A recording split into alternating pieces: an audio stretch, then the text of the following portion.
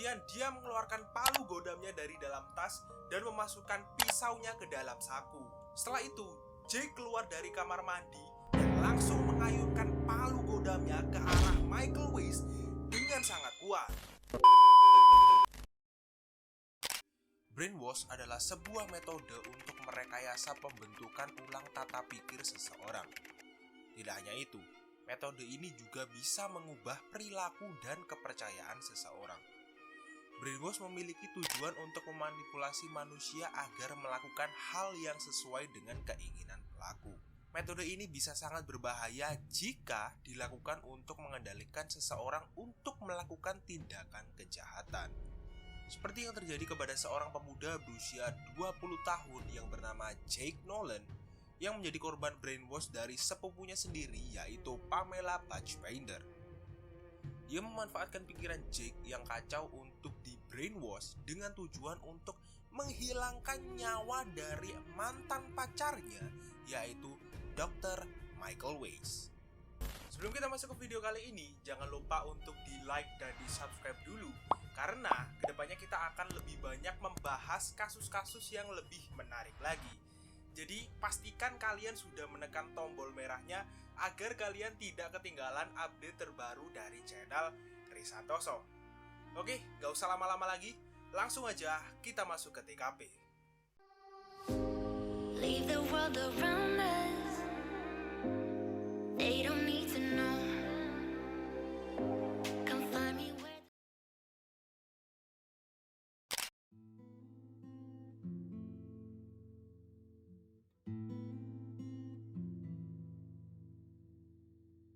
Jake was our third and our youngest child. He was an absolute delight. He was gifted, he was smart, he liked to invent things. He is basically a really good kid who doesn't have a mean bone in his body. Jake Nolan adalah putra ketiga dari pasangan suami istri Debbie dan Jim Nolan. Jake kecil tumbuh menjadi anak yang baik, pintar, dan kreatif. Tapi seperti manusia pada umumnya, dia juga mempunyai kekurangan. Ketika umurnya masih 5 tahun, Jake didiagnosa mengidap ADHD atau Attention Deficit Hyperactivity Disorder. Menurut halodoc.com, ADHD ini adalah istilah medis untuk gangguan mental yang ditandai dengan perilaku impulsif dan hiperaktif. Seiring berjalannya waktu, kondisi mental dari Jake semakin memburuk. Debbie dan Jim Nolan mengatakan ketika Jake berumur 15 tahun, dia seringkali mengalami mood swing yang sangat parah. Tapi di saat yang bersamaan, dia masih menjadi murid yang berprestasi di sekolahnya. Dia berhasil memenangkan sebuah perlombaan yang bergengsi dan menciptakan aplikasi alat belajar untuk iPhone yang disebut FlashMe. Tapi sebulan kemudian keadaannya mulai memburuk. Dan hasil pemeriksaannya mengatakan bahwa dia didiagnosa mengalami depresi dan gangguan kecemasan. Puncaknya terjadi 3 tahun kemudian saat dia berusia 17 tahun, dia mencoba untuk mengakhiri hidupnya sendiri. Untungnya saat itu orang tua dari Jake segera mengetahui hal itu dan mereka langsung membawanya ke rumah sakit. Ketika dia mendapatkan perawatan di rumah sakit, dan dokter pun mengatakan bahwa Jake mengidap bipolar yang lumayan parah. Saking parahnya, pada saat Jake masih kuliah, dokter sampai meresepkan lebih dari 30 jenis obat untuk meringankan penderitaannya. Tapi sayangnya, dengan obat sebanyak itu, Jake tetap saja tidak menunjukkan progres yang signifikan. Keadaan mentalnya diperburuk lagi karena saat itu dia mengkonsumsi narkoboy dan minum-minuman beralkohol.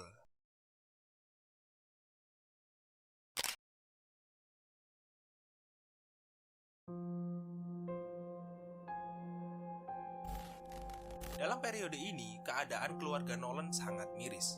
Orang tua Jake sangat berharap anaknya bisa mendapatkan sedikit keajaiban dan bisa segera sembuh dari penyakitnya. Keluarga Nolan mengira doa mereka telah dijawab ketika Dr. Pamela Batchbender, sepupu dari Jake, menawarkan bantuan. Dr. Pamela Batchbender atau yang biasa dipanggil Pamela ini adalah seorang psikiater yang cukup handal. Pamela memiliki seorang putra hasil dari hubungan hubungan asmaranya dengan pacarnya, yaitu Dr. Michael Weiss yang bernama Kelder. Tapi hubungan Pamela dan Michael tergolong hubungan yang toksik. Mereka seringkali putus nyambung dan saat mereka berargumen sering sekali berujung ke pertengkaran. Ada suatu waktu mereka bertengkar hebat sampai mereka menderita luka fisik. Bahkan Michael saat itu terluka lumayan parah sampai harus mendapatkan beberapa jahitan. Pengacara dari Michael mengatakan bahwa keduanya pernah sampai ditahan di kantor polisi karena laporan percobaan melukai satu sama lain. Dan hubungan mereka yang toksik benar-benar berakhir ketika putra mereka Kelder baru saja lahir. Terlepas dari semua konflik itu, Pamela Batchmader tetaplah seorang psikiater yang handal.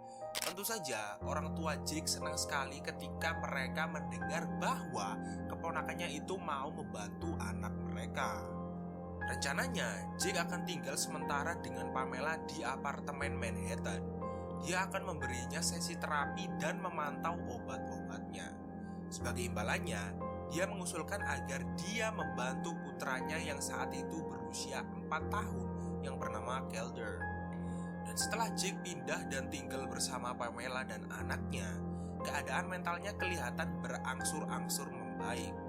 Mereka bertiga sering sekali menghabiskan waktu bersama dan nampaknya hubungan Jake dan Kelder juga semakin dekat. Jake mengatakan bahwa dia sangat menyayangi Kelder dan dia juga mengatakan bahwa dia lebih menyayangi Kelder daripada nyawanya sendiri. Tidak hanya hubungan antara Jake dan Kelder saja yang menjadi semakin dekat, tapi hubungannya dengan Pamela juga menjadi lebih dekat. Hal ini bisa dibuktikan dari perilaku Pamela saat bersama Jake yang seperti seseorang yang sedang bersama pasangannya. Pesan-pesan yang dikirimkan Pamela kepada Jake bisa dibilang mengandung kata-kata yang flirty. Tidak hanya itu, foto ini juga menunjukkan bahwa mereka memiliki hubungan yang lebih dari sekedar saudara atau psikiater dengan pasiennya. Menurut Peter Van Sant, di dalam foto ini, Jake dan Pamela terlihat sangat bahagia dan kalau kita lihat sekilas tidak ada yang salah dengan foto ini. Tapi kalian tahu nggak kalau pada saat foto ini diambil, Jake dalam keadaan hanya memakai celana dalam saja. Mungkin menurut sebagian orang hal ini biasa saja, tetapi menurutku hal ini bukanlah hal yang wajar, apalagi status mereka masih saudara. Dari semua hal itu, kita bisa melihat bahwa Pamela benar-benar mencoba untuk membuat Jake terikat secara emosional kepada dirinya dan putranya, agar dia bisa lebih mudah untuk mencuci otak Jake. Pamela benar-benar tahu cara memberikan apa yang diinginkan Jake dalam hidupnya. Menurut seorang psikiater bernama Dr. Sasha Bradley, Jake menginginkan kehidupan yang normal, menjadi pria yang sukses, dihormati oleh keluarganya, dan memiliki kehidupan yang bahagia. Praktek cuci otak yang dilakukan Pamela tidak hanya sekedar itu saja. Dan kali ini, Pamela mencoba untuk membangun rasa benci Jake kepada Michael. Pamela mengatakan dia ingin mencabik-cabik mantan suaminya itu karena dia mengklaim Michael menolak untuk membayar tunjangan anaknya, dan yang lebih buruk lagi, dia mengatakan kepada Jake bahwa Michael sering sekali melakukan kekerasan seksual terhadap Kelder. Tentu saja, dengan semua hal yang dikatakan Pamela kepada Jake membuat dia memiliki rasa tidak suka kepada Michael Weiss. Bahkan secara tidak langsung, Pamela juga sudah menanamkan dendam di benak Jake agar nantinya dia tidak memiliki keraguan untuk menghabisi nyawa Michael Weiss. Tidak hanya mencuci otak Jake saja, dia juga membuat sebuah rencana untuk menghilangkan nyawa mantan pacarnya itu. Jake mengatakan saat itu Pamela tidak hanya meminta Jake untuk melenyapkan Michael, tapi dia juga memintanya untuk menyiksanya terlebih dahulu. Pamela mengatakan beberapa hal seperti dia ingin Jake menyuntik mantannya dengan racun, membakarnya hidup-hidup di tengah keramaian, dan masih banyak lagi. Pada tanggal 11 November 2012, Pamela dan Jake pergi ke Home Depot terdekat di mana mereka membeli palu godam. Kemudian, keesokan harinya saat Jake bangun tidur, dia melihat Pamela berbaring di sampingnya, mengelus-elus punggungnya sambil mengatakan bahwa dia sangat mencintai Jake dan tidak ada orang yang bisa memahaminya selain Jake. Tapi sikapnya berubah dalam hitungan detik. Dia tiba-tiba menangis dan memasukkan palu godam yang dia beli kemarin dan sebuah pisau ke dalam tas. Jake yang panik ketika melihat Pamela menangis, kemudian dia bertanya kenapa dia menangis. Dan Pamela hanya menjawab, "Hari ini sudah tiba, hidup akan menjadi lebih baik setelah Michael dilenyapkan." Terungkap sebuah fakta. Di malam sebelumnya, Pamela datang kepada Jake dan memberikan sebuah peta menuju apartemen sekaligus memberitahunya beberapa jalan masuk menuju apartemen Michael Weiss. Setelah itu, Jake pergi ke apartemen Michael sambil membawa tas yang berisi persenjataan dan sebuah peta yang diberi Pamela. Ketika dia tiba di depan gedung apartemen Michael, dia masuk melalui pintu masuk bisnis. Saat dia berada di front desk, dia bahkan tidak repot-repot menggunakan nama aslinya untuk masuk ke gedung itu. Di sini kita bisa melihat, Jake hanya mempunyai satu rencana, yaitu melenyapkan Michael. Dia bahkan tidak mempunyai rencana untuk menyamarkan identitasnya. Jake langsung pergi ke lantai 12 dan masuk ke kantor Michael saat di tengah sesi pemeriksaan. Melihat hal itu, Jake menunggu di tangga sampai Michael selesai memeriksa pasiennya. Setelah pasien itu pergi, Jake meminta beberapa formulir keuangan sekolah Calder kepada Michael. Pamela mengklaim mengambil formulir adalah satu-satunya alasan Jake ada di sana. Tapi, Jake mengatakan itu semua tipu muslihat untuk mengalihkan perhatian Michael agar dia bisa pergi ke kamar mandi untuk menyiapkan segalanya. Kemudian dia mengeluarkan palu godamnya dari dalam tas dan memasukkan pisaunya ke dalam saku. Setelah itu, Jake keluar dari kamar mandi dan langsung mengayunkan palu godamnya ke arah Michael Weiss dengan sangat kuat. Untungnya, Michael bisa menghindar dari ayunan palu godam seberat 10 pon itu, tetapi tetap saja, ayunan palu itu masih mengenai bahu dari Michael. Kemudian, dengan sangat cepat, Jake meraih pisaunya dan langsung menusuk Michael sampai 7 atau 8 kali di daerah punggung, dada, dan juga perut. Tapi, Michael yang secara postur lebih besar dari Jake berhasil membalikkan situasi. Mereka bertarung sangat sengit sampai-sampai mereka terlempar keluar kantor Michael. Saat itu, keadaan mereka berdua sudah sama-sama bersimbah darah. Tetangga sekitar yang mendengar suara keributan itu lalu menelpon 911. 911, what's your emergency, please? Kemudian sesuatu yang sangat janggal sekaligus unik terjadi. Saat Jake duduk bersimbah darah, dia masih sempat-sempatnya buat selfie Sukaisi. Dia mengatakan alasannya mengambil foto selfie adalah untuk mengabari Pamela dan menanyakan apa yang harus dia lakukan selanjutnya. Tapi pesannya itu tidak kunjung dibalas oleh Pamela. Beberapa saat kemudian, dia kembali menghubungi Pamela. Dan kali ini, akhirnya Pamela membahas pesan itu dengan singkat, "Di mana?" Catatan rumah sakit mengatakan, Jake sedang dalam keadaan maniac state setelah penyerangan itu. Maniac state merupakan suatu keadaan saat pengidap bipolar mengalami periode suasana hati yang meningkat secara tidak normal atau mudah tersinggung dan berenergi tinggi, disertai dengan perilaku abnormal yang mengganggu kehidupan. Tidak lama kemudian, Pamela akhirnya muncul di UGD, tetapi dia tidak diizinkan masuk untuk melihat Jake. Sementara itu, Michael menderita banyak luka di tubuh bagian atas dan kakinya.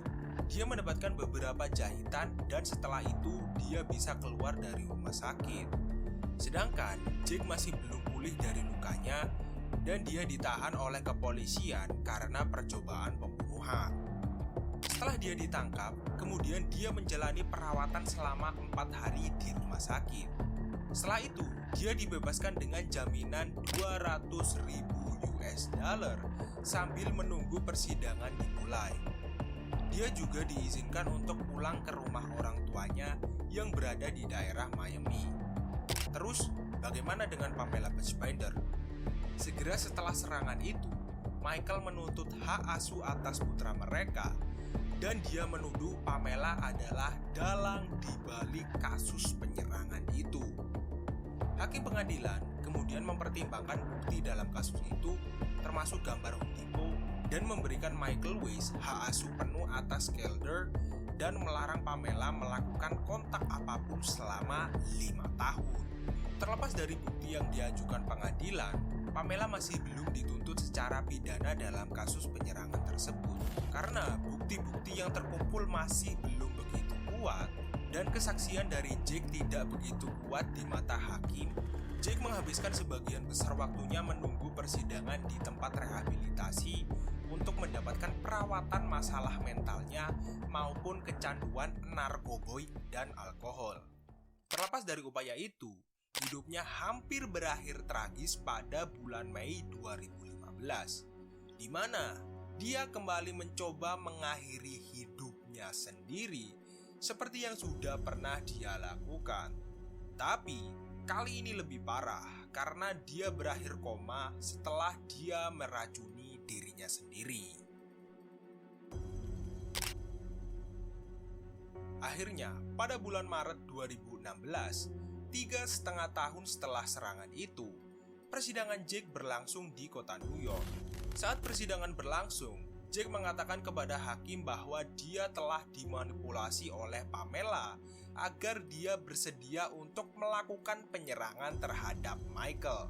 Dia memberikan setidaknya 3 versi berbeda tentang apa yang terjadi.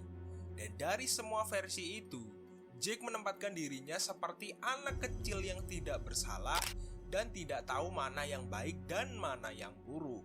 Dia mengatakan kalau alasannya membawa palu godam dan pisau adalah karena dia takut kepada Michael, dan dia mengklaim bahwa Dr. Weiss mengeluarkan palu godam dari tasnya dan menyerangnya terlebih dahulu dengan palu godam itu. Namun di persidangan, jaksa mengisyaratkan ada motif lain di balik kasus penyerangan ini. Michael Weiss telah mengambil polis asuransi jiwa senilai 1,5 juta US dollar dan penerimanya adalah putranya yang mungkin saat itu masih berusia 3 atau 4 tahun. Setelah itu terungkap sebuah fakta bahwa 3 hari sebelum penyerangan, Michael Weiss setuju untuk menjadikan Pamela sebagai wali kebijakan yang tidak dapat dibatalkan. Yang berarti jika Michael meninggal, uang sebesar 1,5 juta US dollar itu akan turun ke tangan Pamela. Tapi lagi dan lagi, motif itu tidak bisa dijadikan alat untuk menangkap Pamela karena kurangnya bukti. Pernyataan dari Jake juga tidak bisa membuat Pamela mendekam di dalam jeruji besi karena Pamela tidak pernah secara terang-terangan meminta Jake untuk menghabisi mantan pacarnya itu. Dan akhirnya Jake divonis bersalah dan dijatuhi hukuman 9 tahun 6 bulan penjara. Orang tua Jake sangat syok dengan vonis ini karena mereka beranggapan Pamela adalah dalang di balik semua ini dan dia telah mencuci otak putra mereka. Pihak kepolisian yang masih menaruh kecurigaan kepada Pamela secara diam-diam masih mempelajari dan mencari bukti-bukti untuk menangkap Pamela. Dan akhirnya, pada pertengahan bulan Oktober 2017, Pamela ditangkap di rumah temannya di daerah Syracuse, New York. Dia didakwa atas percobaan pembunuhan tingkat 2 dan percobaan penyerangan tingkat pertama. Jaksa distrik Manhattan menuduh Pamela mendalangi penyerangan ini dan mengirim Jake Nolan untuk mengakhiri mantan pacarnya. Setelah dirinya ditangkap, dia menyangkal keterlibatannya dalam kasus itu. Kemudian, dia langsung menyewa 2 pengacara hebat, yaitu Ronald Fischetti dan Eric Franch, untuk membuktikan bahwa dia tidak bersalah. Pengacara Buchbinder berargumen di hadapan 2 hakim bahwa klien mereka harus diberikan jaminan dan keluarganya menawarkan untuk membayar jaminan sebesar 1,5 juta untuk menjamin dia tidak akan kabur. Terlepas dari kenyataan bahwa ketika dia ditangkap, dia memiliki paspor, akte kelahiran, dan paspor putranya Kelder yang sudah kadaluarsa. Jadi, sebelum dia ditangkap, sepertinya dia sudah merencanakan untuk melarikan diri. Dua pengacara itu kemudian membawa sebuah bukti yang lumayan kuat, yaitu sebuah surat yang ditulis Jake kepada ibunya saat dia dirawat di rumah sakit pada tahun 2012 yang berisi Pamela tidak ada hubungannya dengan semua ini. Tim pembela Jake mengatakan bahwa Jake menulis surat ini ketika dia dalam masa maniac state dan pengobatan berat. Jadi, surat itu tidak bisa diterima sebagai bukti dalam hal apapun karena Jake tidak sepenuhnya sadar saat menulis surat itu. Setelah hakim mendengar argumen tersebut, dia menolak memberikan jaminan kepada Pamela Batchbender. Kemudian, hakim memerintahkan Pamela untuk ditahan di Pulau Lickers di daerah New York, di mana dia mendekam di sana selama 5 tahun. Kemudian, pada tanggal 7 September 2022, dalam sidang pra-peradilan, dia membuat sebuah pengumuman yang mencengangkan. Dia menerima kesepakatan untuk menghabiskan 11 tahun di penjara dengan imbalan mengaku bersalah atas percobaan penyerangan dan tuduhan yang lebih rendah sehubungan dengan serangan Dr. Weiss. Tetapi, hanya 1 bulan kemudian, Pamela mengubah pernyataannya dengan pengacaranya yang memberitahu Hakim Faber bahwa dia ingin menarik pembelaannya. Dia mengklaim pada hari dia menyetujui kesepakatan itu, dia sedang dalam kondisi yang tidak baik, stres, dan dalam keadaan yang tidak sadar karena ada seorang yang nyimeng di dalam bus ketika bus itu menuju ke pengadilan. Tapi Hakim Thomas Faber tidak menerima alasan itu. Singkat cerita, dengan segala bukti yang sudah terkumpul, akhirnya Hakim Thomas Faber memvonis Pamela dengan hukuman 11 tahun penjara dan dia juga mengeluarkan perintah perlindungan untuk Dr. Michael Weiss.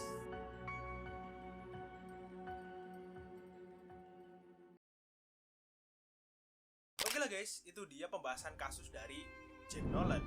Kalau menurutku, kasus ini adalah salah satu kasus terbaik yang pernah aku bahas selama ini. Karena di dalam kasus ini tidak melulu tentang percobaan pembunuhan saja, tetapi di baliknya ada permainan psikologis yang menarik yang membuat aku bersemangat untuk membahas kasus ini. Seperti biasa, jika aku ada kesalahan informasi, kalian bisa mengkoreksinya di kolom komentar di bawah ini. Dan jika kalian menyukai video kali ini, jangan lupa untuk di-like dan di-subscribe dulu agar kalian tidak ketinggalan update terbaru dari channel Rizky Kosong. Oke lah, sekian untuk Ristory kali ini. Rizky pamit. See you in the next video. Leave the world around us.